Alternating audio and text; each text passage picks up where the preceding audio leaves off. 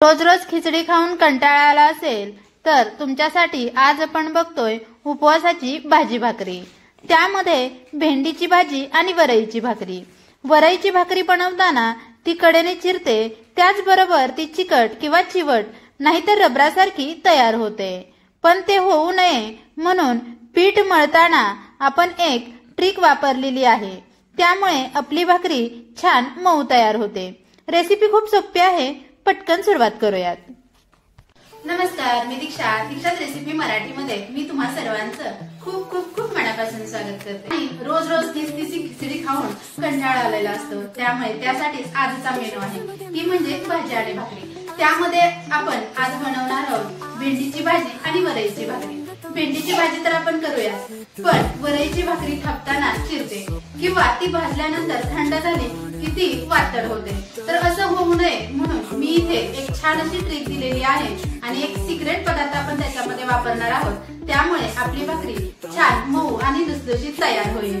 खूप सोप्या पद्धतीने मी इथे माहिती दिलेली आहे, त्यामुळे व्हिडिओला एक लाईक नक्की झालं पाहिजे। तुम्ही जर माझ्या चॅनलवर नवीन असाल तर दीक्षाच रेसिपी मराठीला पटकन सबस्क्राइब करून घ्या आणि शेजारी दिलेल्या बेल आयकॉनवरही क्लिक करा, म्हणजे जेव्हा मी नवीन रेसिपी अपलोड करते तेव्हा त्याचं नोटिफिकेशन सगळ्यात प्रथम तुम्हाला मिळेल। चला तर मग पटकन सुरुवात करूया। हे मी घेतलेलं आहे, भाकरीसाठी प्रथम काय लागणार आहे ते मी सांगते। इथे मी वरई घेतलेली आहे, काही भागामध्ये याला वरईचं तांदूळ किंवा बगर देखील म्हटलं जातं, तर ही वरई आहे। मी एक वाटी वरई घेतली आहे, त्यासाठी इथे मी साबुदाणा घेतलेला आहे पाव वाटी। यामुळे आपली भाकरीला छान बाइंडिंग येतं आणि छान मऊ लुसलुशीत होते, त्यासाठी आपण थोडासा साबुदाणा याच्यामध्ये वापरणार आहोत। म्हणजे एक वाटी वरई आणि साबुदाणा आहे पाव वाटी, त्यासाठी आपल्याला चिमूटभर मीठ लागणार आहे भाकरीमध्ये घालण्यासाठी। तर हे झालं भाकरीचं साहित्य। भेंडीला काय लागणार आहे ते बघूयात आपण। इथे पाव किलो मी भेंडी घेतलेली आहे, छान धुवून कॉटनच्या कपड्याने पुसून छान अशी बारीक करून घेतलेली आहे, अशी कट करून घेतले। ही पाव किलो भेंडी आहे।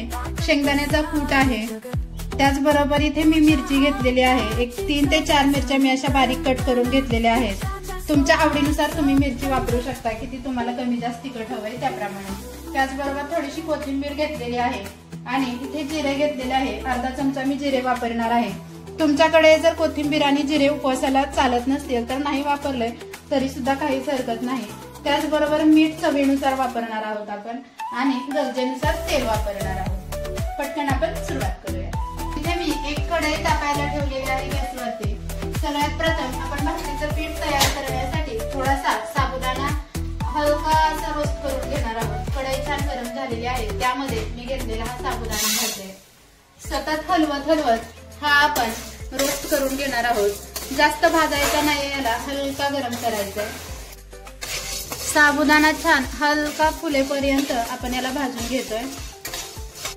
हे बघा, आपला साबुदाणा छान असा भाजून तयार आहे, छान असा फुलले गेलाय, तुम्ही बघू शकता। आता मी हे एका प्लेट मध्ये काढून घेते।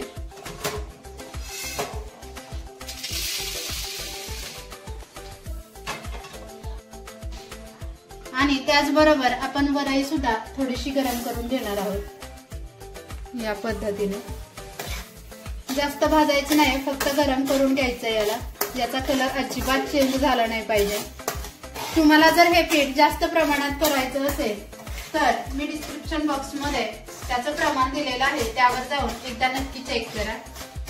तुम्हाला जर अर्धा किलोच्या प्रमाणात हे पीठ तयार करायचं असेल तर तुम्ही अर्धा किलो वरई आणि 125 ग्रॅम साबुदाणा असं मिक्स करून ते गिरणीतून दळून देखील आणू शकता। 1 किलोचं प्रमाण घ्यायचं असेल तर 1 किलो वरई आणि पाव किलो म्हणजे 250 ग्रॅम साबुदाणा घालून ते भाजून छान मिक्स करून ते गिरणीतून तुम्ही दळून आणू शकता। हे बघा, आपली वरई सुद्धा छान गरम झालेली आहे।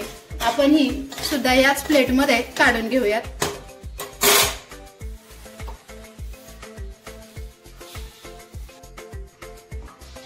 आता हे आपण छान असं मिक्स करून घेऊ आणि याला छान थंड करून घेऊयात। थंड झाल्यानंतर आपण याचं पीठ मिक्सर मधून तयार करून घेणार आहोत, म्हणजेच मिक्सर मधून छान असं बारीक वाटून घेणार आहोत। आता हे थंड होतंय तोपर्यंत आपण भेंडीची भाजी करून घेऊयात। अगदी पटकन होणारा मेनू आहे, अजिबात वेळ लागत नाहीये।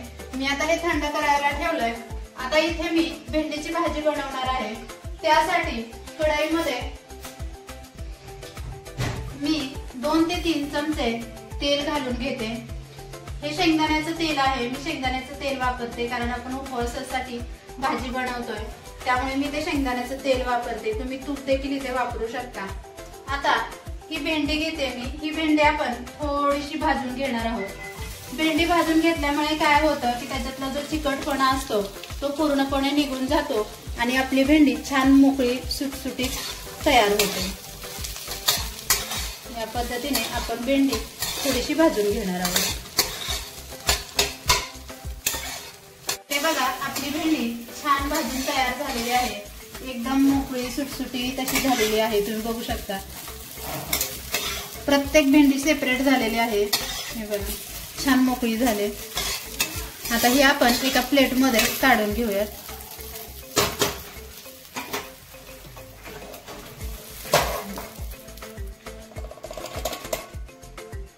एकदम मोकळी सुटसुटीत भेंडी झालेली आहे आपली.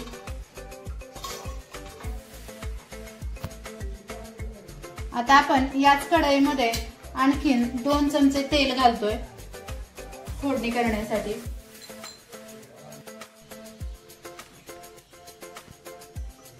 बघा, इथे मी 2 ते 3 चमचे तेल घालून घेतलंय. तर याच्यामध्ये मी जिरे घालणार आहे. हे बघा, अर्धा चमचा जिरे वापरते मी. तुमच्याकडे उपवासाला जिरे चालत नसतील तर नाही वापरले तरी सुद्धा काहीच हरकत नाही.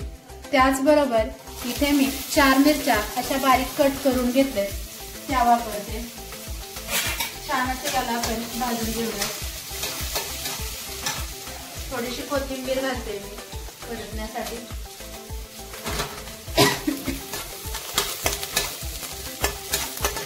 या पद्धतीने आपण छान हे भाजून घेऊया. थोडंसं मीठ चवीनुसार.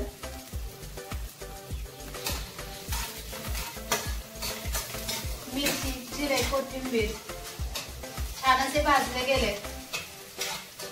मिक्स सुद्धा करून घेतलंय. आता याच्यामध्ये आपण जी भाजून घेतलेली भेंडी आहे ते घालतोय.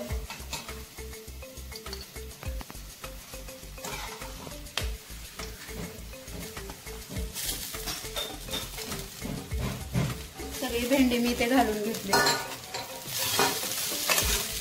छान मिक्स करून घेऊ.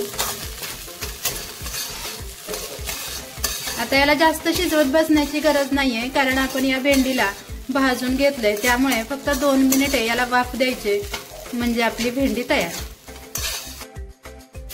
हे बघा, आपली भेंडी तयार झालेली आहे. आता याच्यामध्ये आपण जो दाण्याचा कूट घेतलेला आहे तो घालून घेतो. 2 चमचे आपण इथे वापरणार आहोत. आणि त्याचबरोबर थोडीशी कोथिंबीर.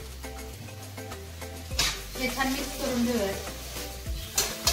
हे बघा, इथे आपली भेंडी तयार झाली. आता आपण हे बाजूला ठेवून देऊया. गॅस करते बंद.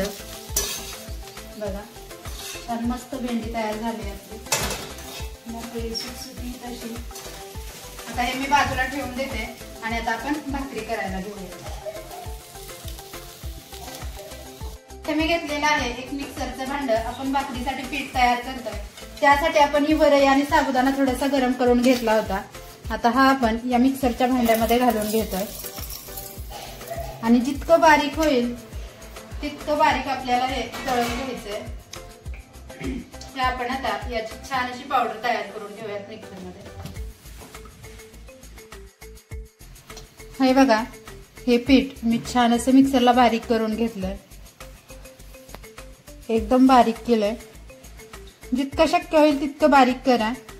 आता लगेचच आपण भाकरी थापून घेऊयात.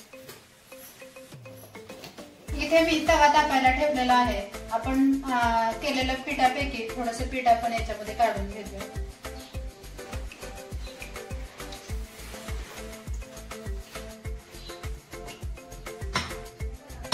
आणि त्याच्यामध्ये जाईल अर्धा चमचा मीठ. छान असं थोडं थोडं पाणी घालत आपण हे पीठ मळून घेणार आहे. या पद्धतीने आपण जसं भाकरीला पीठ मळतो ना, सेम त्याच पद्धतीने आपण हे पीठ भिजवून घ्यायचंय.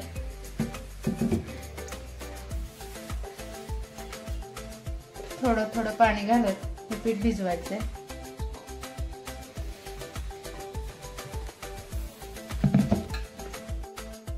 हे बघा, इथे मी पीठ छान असं मळून घेतलेलं आहे. जसं आपण भाकरीला पीठ मळतो त्या पद्धतीने मी इथे हे मळून घेतलेलं आहे.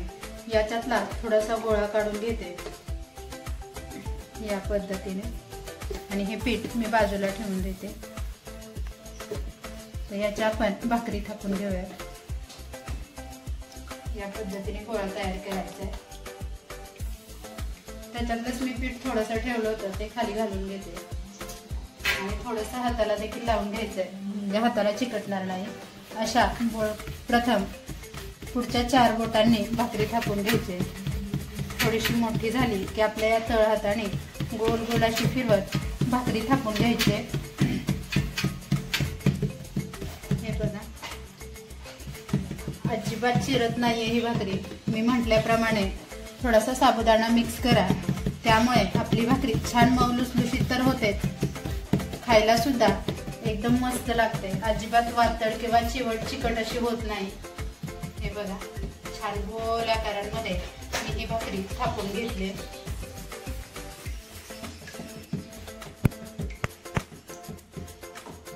आपली भाकरी छान थापून झालेली आहे.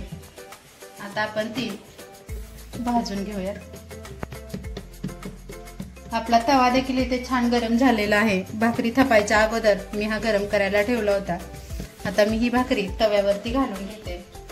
अलगद हाताने उचलून ही भाकरी तव्यावर घालायची या पद्धतीने. हे बघा, पटकन पाणी लावून घेऊयात. या पद्धतीने आपण जसं भाकरीला पाणी लावतो त्या पद्धतीने या भाकरीला देखील पाणी लावून घ्यायचंय. अजिबात सुकू द्यायचं नाहीये. ओलसर आहे तोपर्यंतच आपल्याला ही भाकरी उलटून घ्यायची. मस्त पांढरी शुभ्री अशी ही भाकरी तयार आहे बघा. गॅस मिडियम ठेवलाय मी. आता ही भाकरी भाजते तोपर्यंत आपण लगेच दुसरी भाकरी थापून घेऊयात याच पद्धतीने. हे बघा, मी गोळा काढून घेते.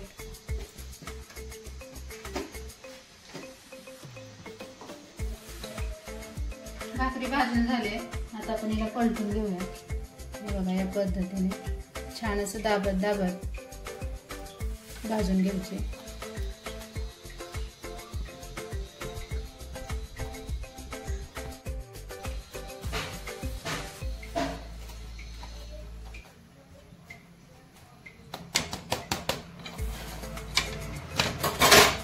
हे बघा, छान फुगली भाकरी. अजिबात वेळ लागत नाही, पटकन होत आहे. त्यामुळे एकदा नक्की ट्राय करून बघा.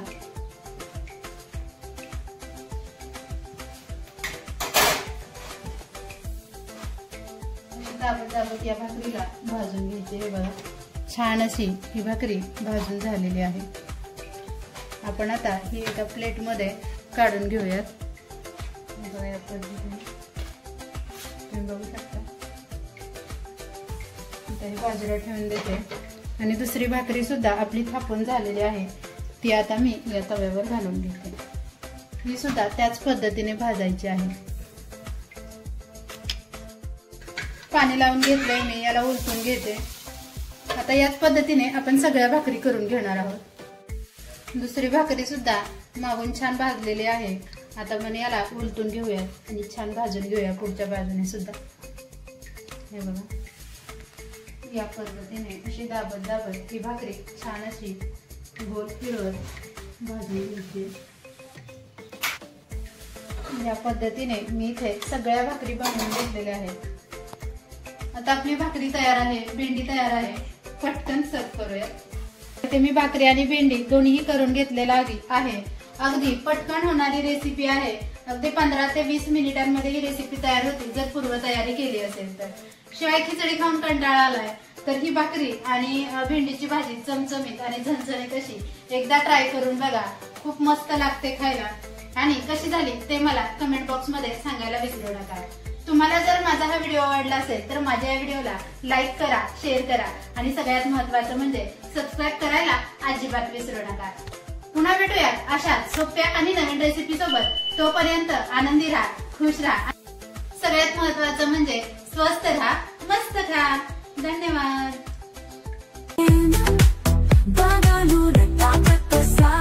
जगत